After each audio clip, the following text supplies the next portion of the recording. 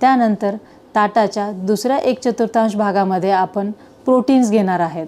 मग तुम्ही शाकाहारी असाल तर शाकाहारी जेवणामध्ये वेगवेगळ्या डाळींचे वरण आणि जे डाळ वापरणार ती सालीसकट डाळ वापरली तर त्यामध्ये अजूनच फायबर मिळतात, पोट भरल्यासारखं वाटतं।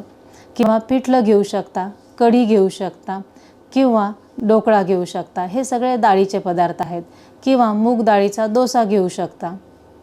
या व्यतिरिक्त शाकाहारी जेवणासाठी जेवणाऱ्या व्यक्तींसाठी प्रोटीन म्हणजे पनीरचे तुकडे जे तव्यावरती थोडंसं तिखट मीठ टाकून तुम्ही भाजून घेऊ शकता।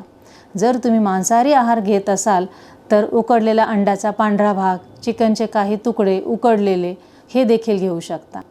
किंवा काहीच नसेल तर कडधान्य तुम्ही कांदा टोमॅटो टाकून कडधान्याची भेळ देखील प्रथिन म्हणून घेऊ शकता।